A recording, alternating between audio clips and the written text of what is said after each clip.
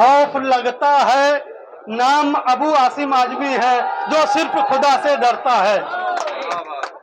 अल्लाह के रहमो करम से रईस भाई का इलेक्शन जीतना था लाजमी, क्योंकि साथ भिवंडी ईस्ट की जनता थी और अबू आसिम आजमी।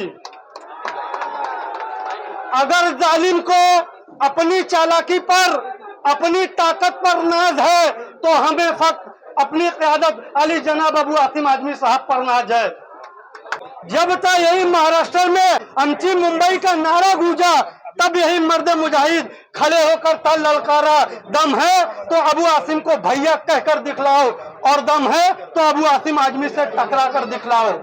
और मैं नीतीश राणे साहब से कहना चाहता हूं, जो करता है पीठ पीछे से वार, वही होता है असली गद्दार। जब भारत देश अंग्रेजों से आजादी की लड़ाई लड़ रहा था, उस टाइम कुछ लोग अंग्रेजों की दलाली कर रहे थे, अंग्रेजों के तलवे चाट रहे थे, माफी नामा लिख रहे थे। आज वही गद्दारों के चेले हमें गद्दार कह रहे हैं। अबे तेरी गद्दारी और हमारी वफादारी में जमीन और आसमान का फर्क है। तू गोलवालकर, सावरकर और नाथूराम गोडसे का भक्त है, हम गांधी जी, मौलाना अबुल कलाम आजाद और डॉक्टर बाबा साहेब अम्बेडकर और डॉक्टर राम मनोहर लोहिया जी के विचारों पर चलने वाले लोग हैं।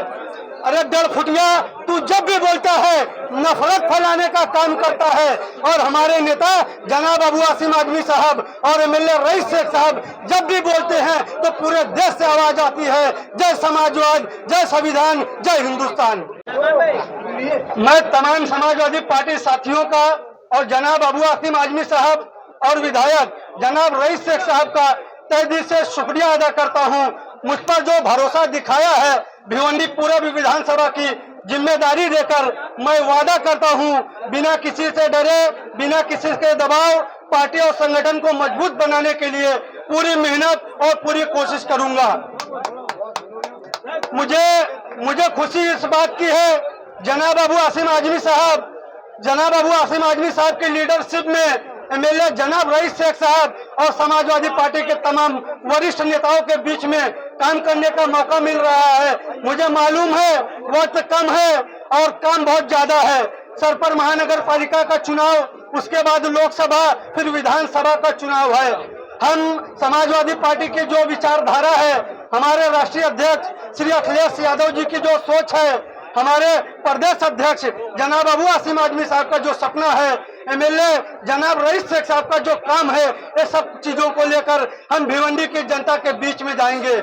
मुझे पूरी उम्मीद है भिवंडी की जनता हमारा साथ देगी और आने वाले वक्त में भिवंडी शहर में समाजवादी पार्टी एक नई आवाज बनकर उभरेगी और समाजवादी पार्टी का परचम गली गली और मोहल्ले मोहल्ले लहराएगा।